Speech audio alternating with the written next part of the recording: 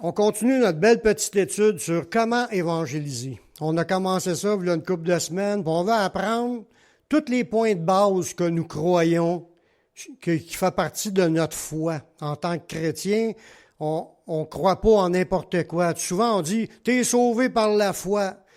Oui et non. T'es pas sauvé par la foi. T'es sauvé par la foi dans le Messie. Parce qu'il y en a qui ont la foi, mais la foi dans n'importe quoi. C'est pas ça. C'est pas le fait d'avoir la foi qui compte. C'est le fait d'avoir la foi dans la bonne affaire. Parce que toutes les religions ont la foi. La foi dans leur religion. Tandis que nous, on a la foi que c'est Jésus qui est le Sauveur. Puis la parole de Dieu, mais c'est la parole de Dieu. On veut savoir ce qu'il nous a révélé. Puis quand tu veux parler du Seigneur à quelqu'un, tu veux l'évangéliser, mais tu as besoin de savoir ce qu'on croit. C'est pour ça qu'on étudie les points de base. On a parlé dans le premier module, c'était la Bible, qu'est-ce qu'était la Bible pour nous. Puis j'ai distribué de ces piles de feuilles-là. S'il y en a qui disent « Moi, je ne l'ai pas eu, j'aimerais ça, pouvoir reviser ces feuilles-là. » Dites-moi-les, moi, vous en faire une copie. Il y a au moins 5-6 prédications qui ont été faites là-dessus. Vous allez avoir toute la liste des versets. Puis c'est la même chose que la deuxième partie qu'on est en train de parler ensemble, c'est connaître Dieu. On veut connaître Dieu dans tous ses aspects. On a vu à date que Dieu est en 3 êtres distincts, Père, Fils et Saint-Esprit, que les 3 forment un seul Dieu. Puis c'est tout été démontré avec des versets, puis que c'était la foi biblique de v'là 2000 ans, de tous les apôtres, puis de ceux qui ont parlé dans le nom du Seigneur. Aujourd'hui, on continue encore pour parler de Dieu. Aujourd'hui, on va voir quelques noms dont Dieu s'est nommé lui-même ou que d'autres lui ont attribué. Des noms à Dieu, du vrai Dieu qu'on sert. Ces noms-là, c'est sûr que là, je vais vous sortir les mots en hébreu, parce que l'Ancien Testament est écrit en hébreu. C'est les noms de Dieu dans l'Ancien Testament. Puis ils ont tous un sens pour nous apporter quelque chose, une bénédiction. Ça nous parle. Quand on regarde les noms de Dieu, parce qu'il y en a plusieurs noms, il n'y a pas juste Dieu, il ne s'appelle pas juste Dieu ou pas juste Seigneur. Il y avait des noms, même des noms composés, 2 mots ensemble, puis que ça a un but de dire cela quand c'était prononcé. Lorsque Dieu est présenté par un nom ou un titre, ça nous donne un message. Dieu veut nous parler par cela. Si tantôt, on sait l'Éternel est mon berger. Mais là, quand on pense à ça, l'Éternel, un berger, c'est dans un de ses titres, puis ça a une signification. Un berger, ça fait quoi? Ça prend soin de ses brebis. Ces brebis, c'est qui? C'est nous. Fait que ils ont tous un sens. On va en voir plusieurs, mais on ne verra pas tous les noms que l'Ancien Testament ont prononcés à propos de Dieu, mais déjà avec celles qui sont là, on va en avoir pour 3 quarts d'heure minimum. Souvent, un de ces noms, comme je l'ai dit tantôt, ça peut être utilisé en combinaison avec un autre nom. Puis il y a des mots qui étaient attribués à Dieu qui se répètent souvent, comme Dieu Tout-Puissant. Le mot Dieu, il y a beaucoup de noms qui ont commencé par Dieu, puis en rajoutant un autre mot à côté qui donne un sens à ce que Dieu voulait nous dire. Comme un exemple, le mot numéro 410, parce que j'ai déjà dit, puis que je vous le répète, les mots viennent du dictionnaire hébreu puis français.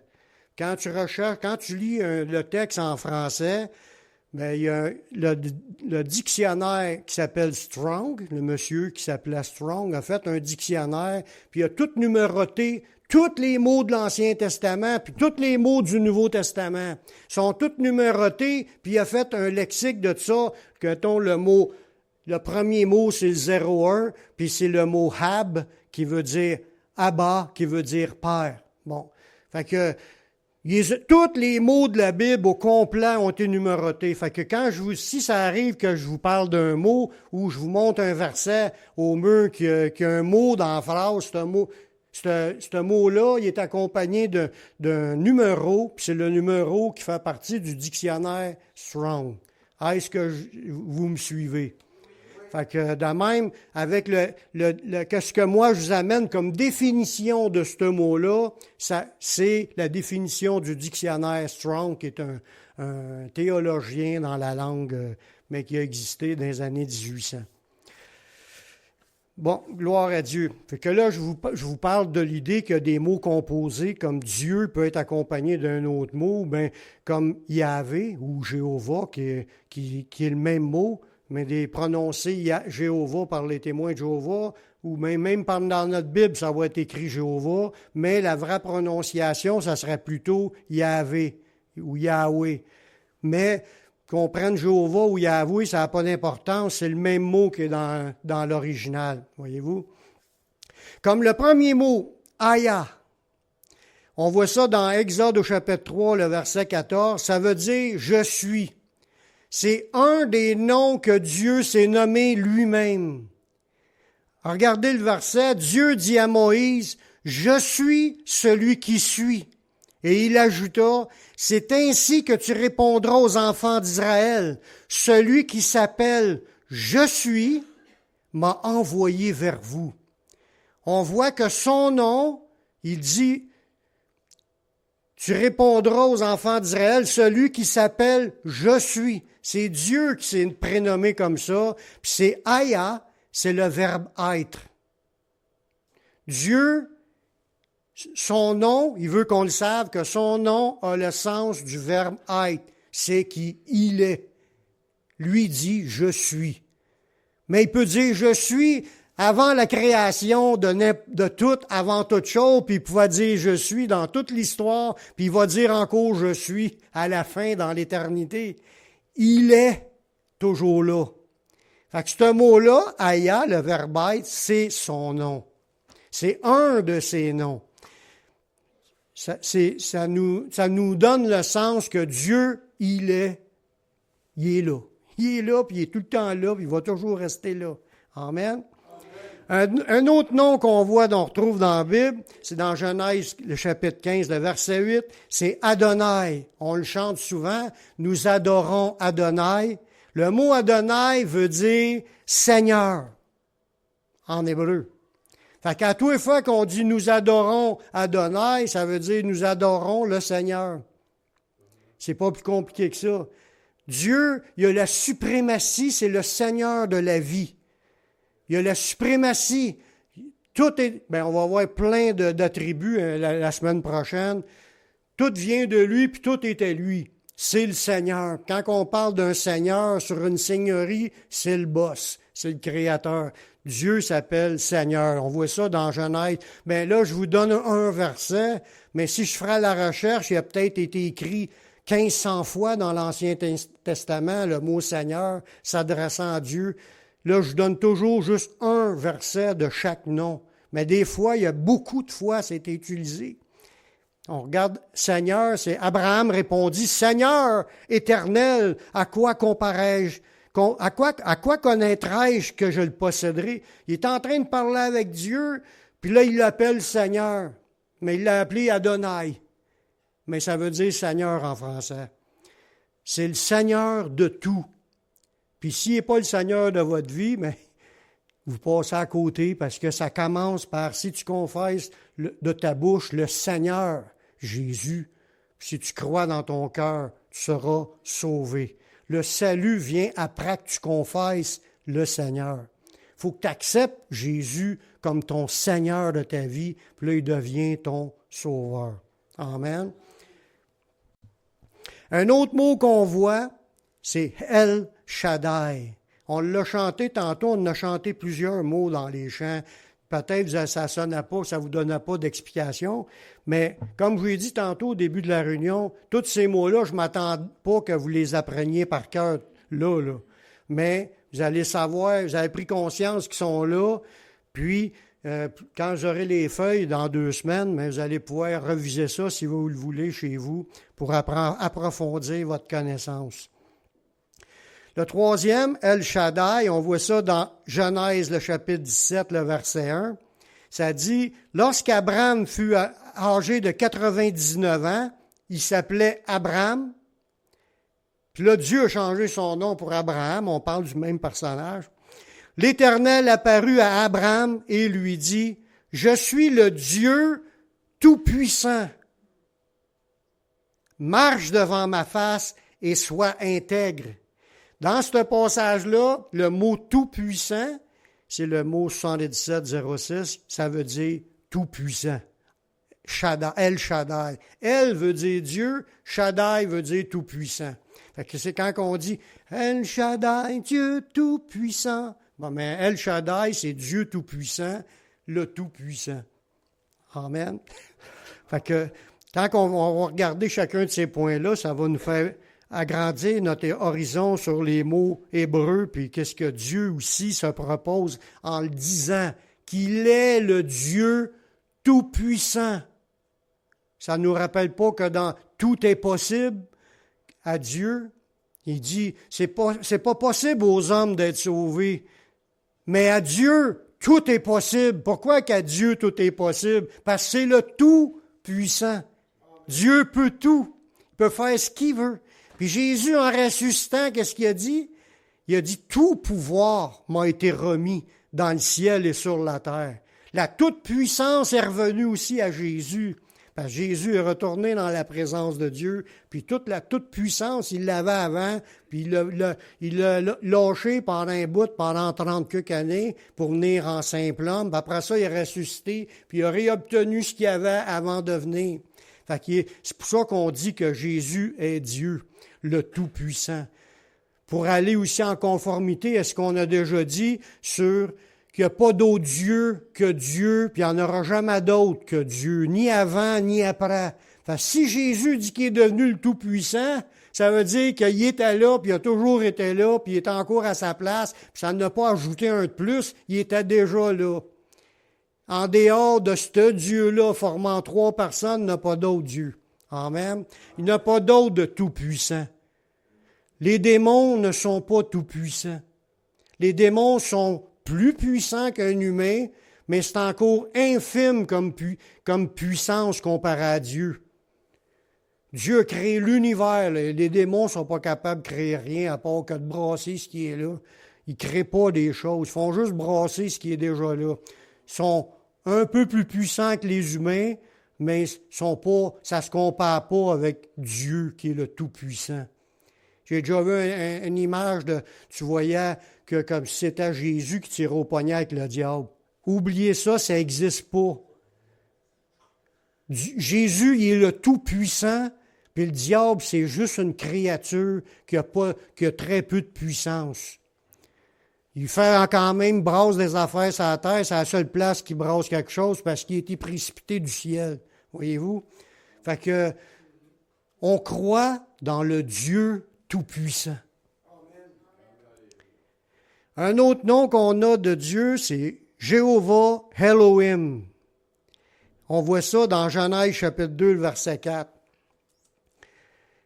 Voici les origines des cieux et de la terre lorsqu'ils furent créés, lorsque l'Éternel Dieu fit une terre et des cieux. L'Éternel Dieu, c'est Elohim, Jéhovah Elohim. Il y a un mot qui veut dire Jéhovah, Yahvé, puis l'autre mot veut dire Elohim, c'est le Dieu éternel. Ça rejoint le mot qu'on a vu tantôt en parlant que Dieu, il est éternel, il s'appelle « Je suis ». Mais c'est pas le même mot, mais ça veut dire la même idée, que Dieu, il est éternel. Il peut toujours dire « Je suis ». C'est un autre nom qui s'est révélé pour pouvoir dire qu'il est éternel. Parce qu'il y en a qui ne croient pas ça, que Dieu est éternel, autant que Jésus est éternel. Ils pensent que Jésus a été créé. Ils comparent ça dans l'Ancien Testament, un passage où Dieu parle de la sagesse, qui était la première de ses œuvres, puis que ça c'est un sens figuré, c'était comme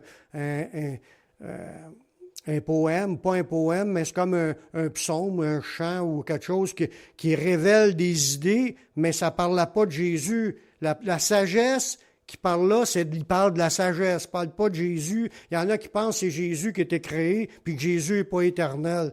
Jésus, il est éternel. Puis on va voir d'autres passages qui parlent de ça un peu plus tard à propos de Jésus. Fait que dans cette révélation-là, de ce nom-là, c'est l'Éternel Dieu, c'est le Dieu qui est toujours là, c'est le Dieu qui est éternel. C'est lui qui a créé tout ce qui a été créé. Un autre nom, El Shai, qui veut dire Dieu vivant. Dans le psaume 42:2, il dit « Mon âme a soif du Dieu vivant.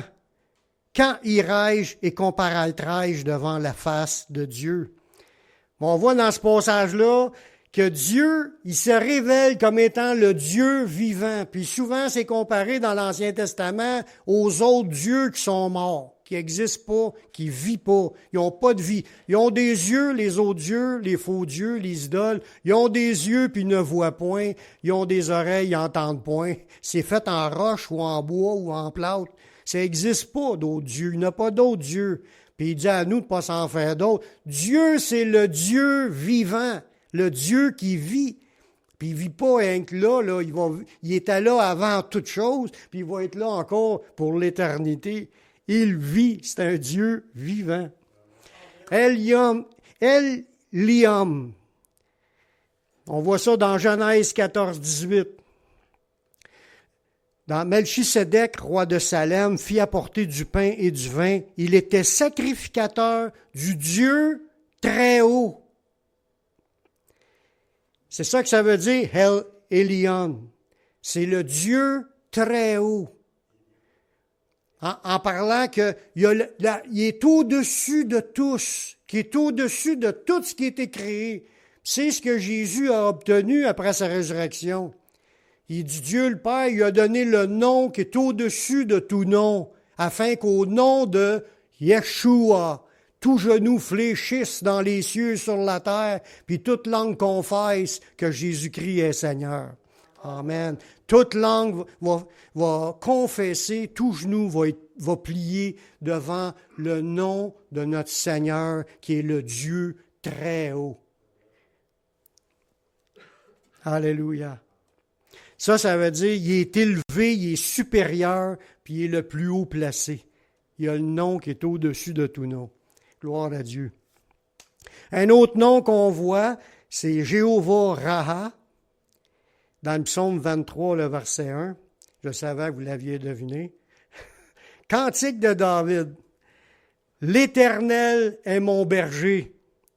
Puis ça, c'est Jéhovah Raha, qui veut dire mon berger. L'Éternel est mon berger. Je ne manquerai de rien. Si l'Éternel, c'est ton berger, tu manqueras de rien. Puis ce mot-là, berger, comme je vous l'ai dit tantôt, ça symbolise que c'est le berger, ça veut dire que nous, on est ses brebis. C'est ça que Jésus a dit, « Mes brebis entendent ma voix et elles me suivent. Je leur donne la vie éternelle, puis elles ne périront jamais. » Puis on est de ses brebis, puis si nous, on est brebis, lui, c'est le berger. Puis ça, c'est Jéhovah Raha, qui est l'Éternel, mon berger. Un autre mot, on retrouve Jéhovah Jiré. On l'a chanté. Jéhovah Jiré, Dieu qui pourvoit. Quand il chante ça dans le chant, Dieu qui pourvoit, c'est ça que ça veut dire, Jéhovah Jiré. C'est l'Éternel qui pourvoira. Dans Genèse 22:14. Abraham donna à ce lieu le nom de Jéhovah Jiré. C'est pourquoi l'on dit aujourd'hui, à la montagne de l'Éternel, il sera pourvu. Hey, c'est-tu pas beau, ce verset-là? Ça veut dire quand on s'approche de Dieu devant le trône de grâce, qui est ça représente la montagne de l'Éternel. Il dit, il sera pourvu. On va être secouru dans nos besoins. C'est les mêmes sens. Le Nouveau Testament, il est basé sur des déclarations de l'Ancien Testament. Plein de ces choses-là ont été répétées dans le Nouveau Testament, dans des mots que Jésus est ou que Jésus va faire, ou toutes les bénédictions qu'on a en Dieu. Jéhovah Jiré, c'est que l'Éternel pourvoira. Et mon Dieu pourvoira à tous vos besoins, selon sa richesse et sa grâce. Amen. Merci Seigneur. Ça, c'est ce que je vous dis là. c'est des phrases que des hommes de Dieu ou Dieu lui-même ont prononcées. C'est des choses qu'on peut s'accrocher. Comme Jéhovah Jiré. Puis là, tu parles à Dieu. Seigneur, tu es Jéhovah Jiré. On croit que tu vas pourvoir. Je te prie pour telle et telle affaire. On s'accroche parce que ces noms-là, ces gens-là sont accrochés à ces mots-là. Ils ont déclaré ça parce qu'ils croyaient à cela. Puis nous, on peut les saisir par la foi, puis dire, Dieu va pourvoir, parce que c'est Jéhovah Jiré. Dieu, es-tu menteur? Il n'est pas menteur. Amen. Oui, il y a horreur du mensonge. Un autre beau, que là, je suis sûr que vous allez comprendre d'avance avant de lire le verset, c'est Jéhovah Shalom. Dans Juge 6, 24. Gédéon bâtit là un autel à l'Éternel, puis lui donna pour nom l'Éternel paix. En parlant de l'Éternel, pas que c'est le temps éternel, c'est que le nom de Dieu qui est l'Éternel, c'est le Dieu de la paix. Il existe encore aujourd'hui à Ophra, qui appartenait à la famille d'Abiézer. On voit là-dedans que Dieu est notre paix. Il procure la paix. C'est ça que Jésus a dit à ses disciples. Je vous laisse ma paix, je vous donne ma paix. Puis la paix de Dieu qui surpasse toute intelligence gardera nos cœurs et nos pensées en Jésus. Ben, le Nouveau Testament parle que le fruit de l'Esprit, c'est la paix. Fait que quand tu as l'Esprit en toi, Dieu va produire de la paix en toi. Mais c'est Jéhovah Shalom. C'est grâce à ce qu'il est, Jéhovah Shalom, qu'on peut recevoir sa paix. Il est notre paix, il a détruit tous les murs. Il est notre paix, il est notre paix. Puis là, ça continue. Déchargez-vous sur lui de tous vos soucis, car lui-même prend soin de vous. Amen. Amen. Un autre beau verset qui nous parle de Jéhovah Rapha. Il y en a qui vont le retenir, je suis sûr. Ça veut dire l'Éternel qui te guérit. N'oubliez pas ça. Jéhovah Rapha. Exode 16, 26. Il dit, « Si tu écoutes attentivement la voix de l'Éternel ton Dieu, si tu fais ce qui est droit à ses yeux, si tu prêtes l'oreille à ses commandements, si tu observes toutes ses lois, je ne te frapperai pas d'aucune des maladies que j'ai frappées les Égyptiens, car je suis l'Éternel qui te guérit. » Je suis l'Éternel qui te guérit. Est-ce qu'il y en a qui croient que Dieu pourvoit? Est-ce qu'il y en a qui croient que Dieu guérit? Il faut saisir ça par la foi, frères et sœurs. Quand tu demandes des choses, surtout tu demandes une guérison, Seigneur, tu es Jéhovah Rapha. Tu es celui qui guérit. C'était promis. Il dit, Dieu lui-même dit, je suis l'Éternel qui te guérit. Tiens, amen à cela. Un autre beau verset qui nous parle de Jéhovah Tsikenu. C'est l'Éternel, notre justice. Dans Jérémie 23, le verset 6. En son temps, Juda sera sauvé. Israël aura la sécurité dans sa demeure. Et voici le nom qu'on l'appellera, l'Éternel, notre justice. Ça sous-entend que Dieu est celui qui nous justifie, qui nous donne d'être justes, parce que c'est l'Éternel, notre justice. On n'essaye pas d'établir la justice des hommes. « Oh, si je peux vivre assez d'une manière sainte, je vais être juste, puis je vais gagner mon ciel. » C'est pas de même. C'est Dieu a décidé de nous rendre justes par la foi dans le Messie. C'est, premièrement, je vais au Messie pour être pardonné, puis pour être déclaré juste. Après ça, tu vas faire des œuvres qui démontrent ta foi. C'est ça qu'on croit. Fait que c'est la justice de Christ qui est sur nous. Christ, c'est notre justice. L'Éternel, c'est notre justice. C'est ça que ça dit dans ce passage-là. C'est Jéhovah, Tidkenu. Demandez-moi pas de vous l'épeler. Mais c'est l'Éternel, notre justice. C'est grâce à lui et sa justice qu'on est sauvé. Amen. Amen. Un autre beau nom qu'on retrouve, c'est Jéhovah Nissi. C'est l'Éternel est ma bannière. On voit ça dans Exode 17, le verset 15. Moïse bâtit un autel, puis lui donna pour nom l'Éternel, ma bannière. Savez-vous, c'est quoi une bannière? Mais quand l'armée... Une bannière, c'est un bâton avec un drapeau. C'est là que tu te rassembles. Mettons que l'armée sortait pour aller combattre, il y avait du monde qui se promenait avec le bâton puis le drapeau, puis c'est la bannière du pays ou de la ville ou du lieu où qui te représente. Puis là, tu t'en vas en courant pour te rendre au champ de bataille, puis toute l'armée est là, qui est sous la bannière. Mais c'est sûr que celle de Dieu, la bannière de Dieu, c'est la toute-puissante. Ça t'assure aussi la protection. Quand tu te réfugies en dessous de lui, tu es sous sa bannière, puis sa bannière, mais comme des chants disent, sa bannière, c'est l'amour. C'est un lieu de rassemblement pour l'amour, mais sa bannière symbolise aussi le rassemblement pour la guerre, comme ça peut être aussi pour notre protection. Fait que Dieu, il y a une bannière, puis là, dans ce passage-là, on parle de Jéhovah Nissi, c'est l'Éternel est ma bannière. C'est lui qui est à sa bannière. Dieu est notre bannière. Amen. Notre lieu pour se réfugier, mais qui est aussi pour nous guider dans le combat. Un autre mot, c'est Jéhovah Shammah, qui veut dire l'Éternel est ici. Ça, c'était dit dans Ézéchiel 48, le verset 35. 18 000, là, il parle d'un circuit de 18 000 cannes. Puis en ce jour-là, le nom de la ville sera « L'Éternel est ici ». J'ai pas mis tous les autres versets avant pour nous mettre dans le contexte, mais ça parle d'une vision de la reconstruction de Jérusalem. Puis que la présence de Dieu va être là, puis dans cette construction-là, puis dans ce lieu-là, il va être appelé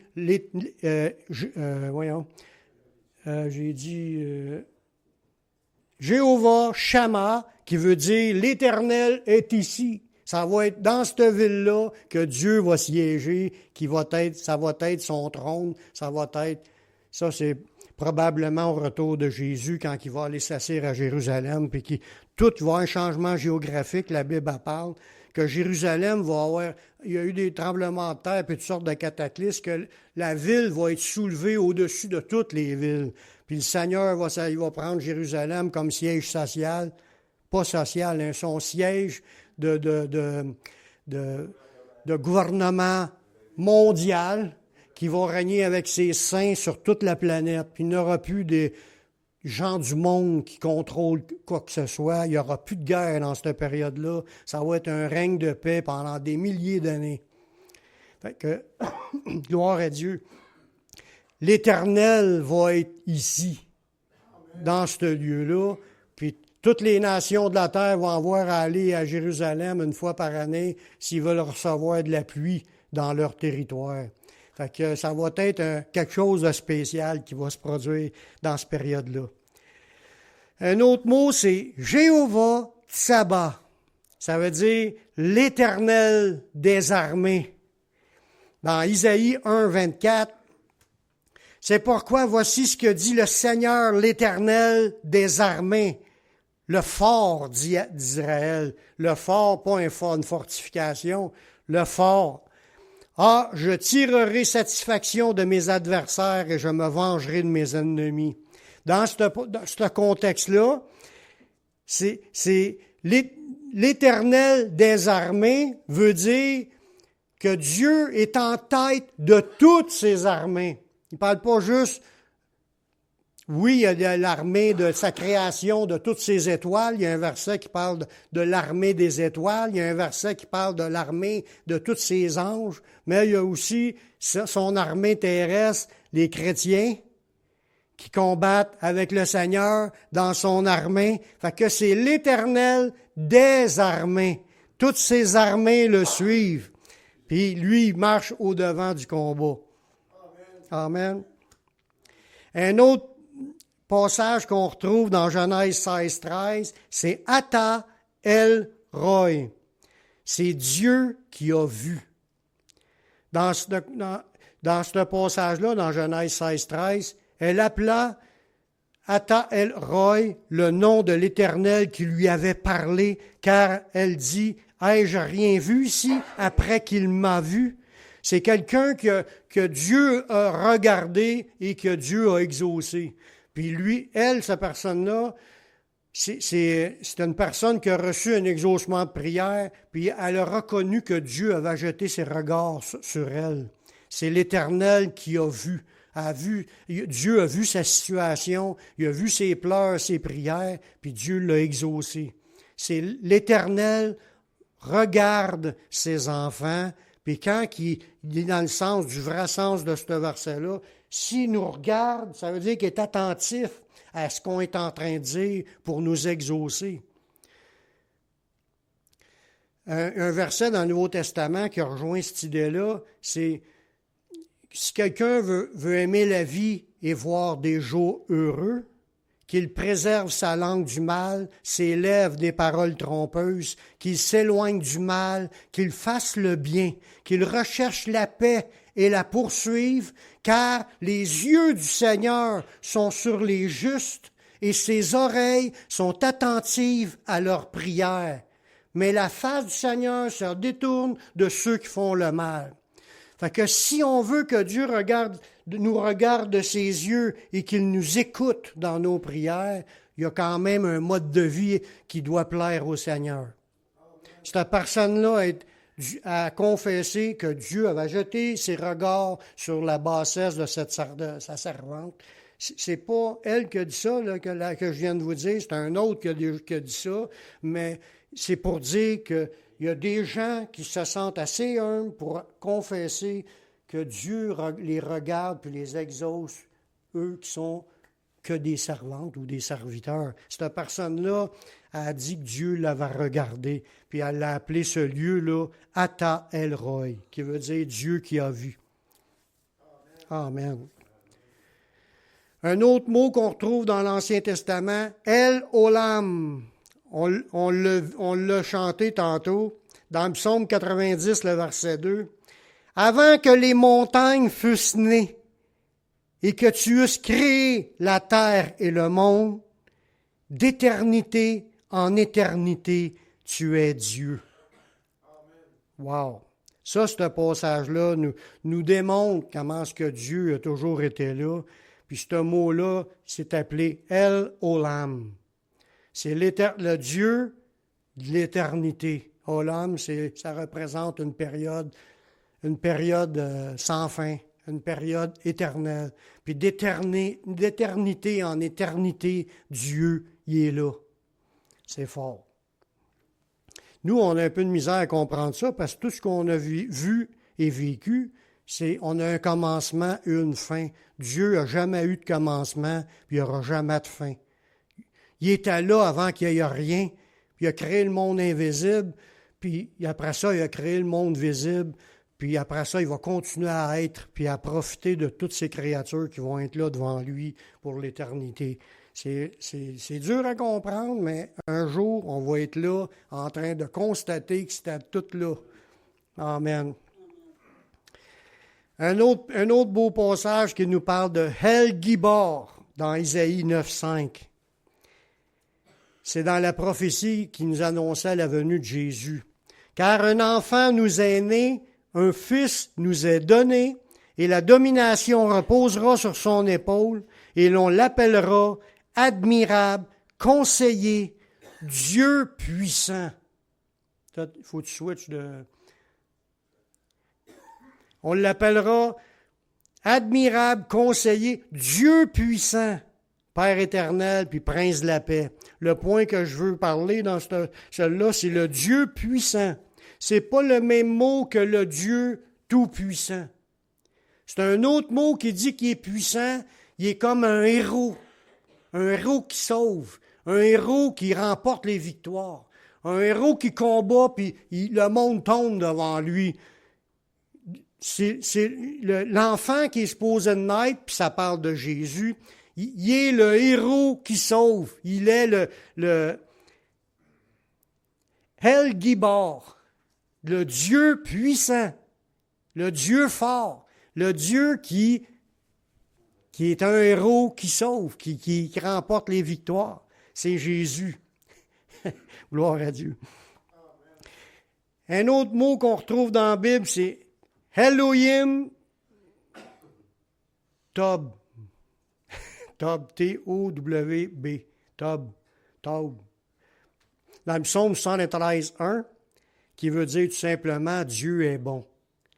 Dans le psaume d'Asaph, oui, Dieu est bon pour Israël et pour ceux qui ont le cœur pur. Dieu est bon, Elohim Tob. Dieu est bon en tout temps. Mais là, Dieu est bon en tout temps. Il y en a qui sont arrivés à Jésus pendant qu'il était sur la terre. Il dit, bon maître. Il dit, pourquoi m'appelles-tu bon? Il n'y a de bon que de Dieu seul. Puis c'est vrai, parce que Jésus, dans son temps terrestre, était limité dans ce qu'il pouvait faire comme bonté, parce qu'il était limité à un corps humain. Son bras n'était pas plus long que ça. C'est sûr qu'il pouvait commander des affaires à distance pour une guérison, une délivrance, pour même une résurrection, il pouvait le faire. Mais il était quand même limité, il ne pouvait pas guérir tout le monde sur la planète en même temps. Il aurait peut-être dû essayer, mais là, il ne l'a pas fait. Mais lui, il ne s'est pas attribué la valeur d'être bon, puis il a dit, il y a juste bon que Dieu seul. Amen. Un autre beau point qu'on voit, c'est El Kabod. El Kabod, qui veut dire Dieu de gloire. Dans le psaume 29, le verset 3. La voix de l'Éternel retentit sur les eaux. Le Dieu de gloire fait gronder le tonnerre. L'Éternel est sur les grandes eaux. Mais ça, le Dieu de gloire, ça veut dire, c'est le Dieu qui mérite tous les honneurs. Il est glorieux. Tu sais, quand tu parles de quelque chose de glorieux, tu vois comme une vision qui parle de... Comme il était assis sur le trône, comme une pierre de jaspe transparente, comme du cristal, mais que la lumière émane, puis ça éclaire, puis ça aveugle tout le monde qui regarde. Mais Dieu, il a cet état-là de gloire, de glorieux. Il illumine. Puis la Bible elle nous dit que dans la ville sainte, il n'y aura pas de soleil ni de lune. Il n'y aura plus de nuit. C'est Dieu lui-même qui va éclairer cette création-là, puis l'agneau, Jésus, va être son flambeau. On va regarder Jésus passer, puis tu le vois un peu dans une description dans l'Apocalypse. Son visage rayonne comme le soleil dans sa force, puis ses yeux sont comme des flammes de feu. Mais ça, là, regardez le soleil juste comme ça, là, puis ça, c'est le visage, tu verras le visage de Jésus qui te rayonne autant que ça. C'est ça la gloire. Puis Dieu il dit que nous, on va participer à sa gloire. Dans Daniel, ça dit, celui qui aura été sage et intelligent brillera comme la splendeur du ciel, puis ceux qui ont enseigné la justice à la multitude brilleront comme des étoiles, à toujours et à perpétuité. Ça va être super. Wow. Il va nous partager sa gloire. Même les anges, il y a des anges avec des gloires. Il y a des anges là qui éclairent comme des éclairs. C'est ça que ça nous dit. Ça va être des spots lumineux. Je ne sais pas s'il y a différentes couleurs, mais ça va être beau. Ça va être beau.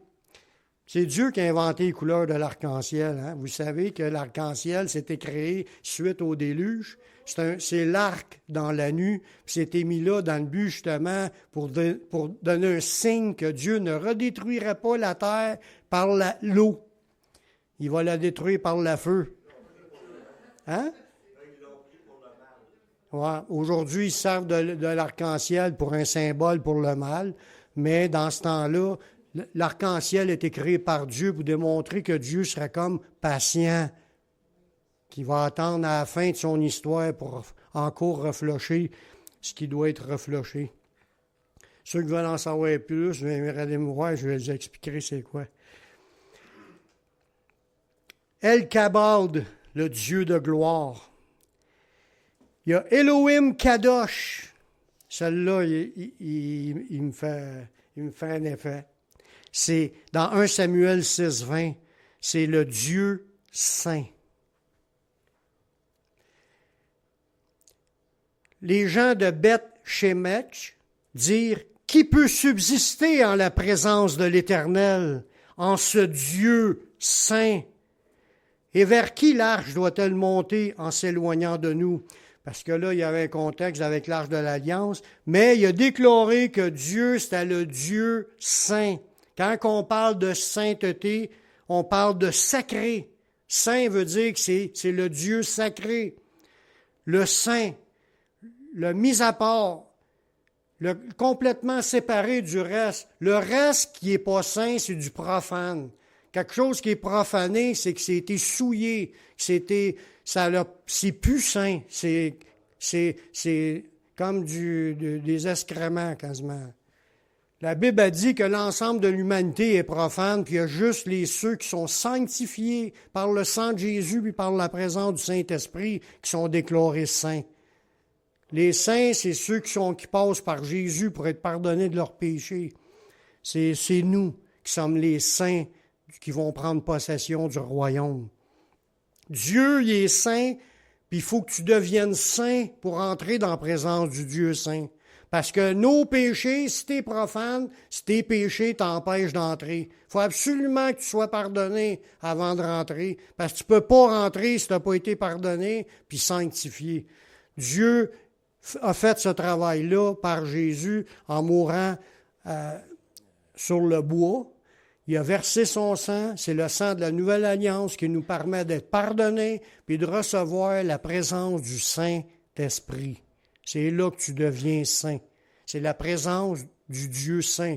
Le Saint-Esprit, c'est le Dieu saint qui rentre en nous. C'est pour ça qu'on devient saint dans sa présence. Puis c'est grâce à cela qu'on va rentrer dans la gloire avec Jésus puis les autres saints. Elohim, Israël, c'est dans Exode 24:10 qui veut dire le Dieu d'Israël. Ils virent le Dieu d'Israël sous ses pieds comme c'est un ouvrage de saphir transparent, comme le ciel lui-même dans sa pureté. Mais le Dieu d'Israël, c'est le Dieu qui est le Dieu représenté par le peuple d'Israël. Le peuple d'Israël croyait aux écrits de Moïse et des prophètes, fait qu'il servait le Dieu d'Israël, même si c'était mal fait ou bien fait, c'était le Dieu qui servait, c'était le Dieu d'Abraham, d'Isaac et de Jacob, qui est aussi mentionné dans le prochain verset, Dieu de tes pères. Tu as le Dieu d'Israël, ou quand que Dieu est apparu en Deutéronome 1,21, il dit, « Voici l'Éternel ton Dieu, met le pays devant toi, monte, prends-en possession, comme te l'a dit le Dieu de tes pères. » Fait qu'il était appelé le Dieu de leur ancêtre, mais c'était le Dieu d'Israël. Puis nous, on sert le même Dieu. Mais il s'est révélé par Jésus. Voyez-vous, c'est le Dieu d'Abraham, d'Isaac et de Jacob, le Dieu de leur père, qui est le Dieu d'Israël, qui est aussi notre Dieu. Mais il y a une façon de le servir, c'est en reconnaissant le Messie qui avait été promis. Parce que tu peux croire puis savoir que le Dieu est Dieu, puis que c'est le bon Dieu, puis pas être sauvé si tu ne crois pas que le Messie il est venu.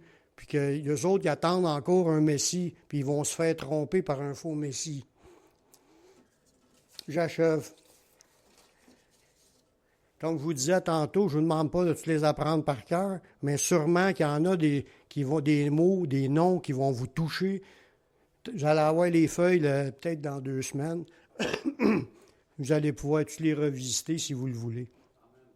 Il y a Ruach Kodesh. Ruach Kodesh, qui veut dire Esprit Saint, dans l'Ancien Testament. C'est Esprit Saint ou Saint-Esprit ou Esprit de Dieu ou Esprit de Jésus. C'est tous les mots qui ont été pris pour désigner la troisième personne de la Trinité. Mais Ruach Kodesh veut dire Esprit Saint dans le psaume 51, 11. C'est David qui avait écrit ça. Il dit, « Ne me rejette pas loin de ta face, ne me retire pas ton Esprit Saint. » Puis le mot « esprit », Ruach, ça veut dire souffle, vent ou esprit, c'est le même mot. Ruach, ça c'est en hébreu. En grec, c'est pneuma. Ça veut dire la même affaire. Quand tu parles de la pneumatologie ou tu parles de Ruach, c'est tu reçois un souffle de Dieu. C'est un Ruach de Dieu. Mais en réalité, c'est l'Esprit Saint qui fait ça.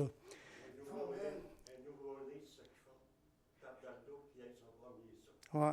Mais là, c'est le souffle de l'Esprit. Il faut naître de l'Esprit si on veut voir le royaume de Dieu.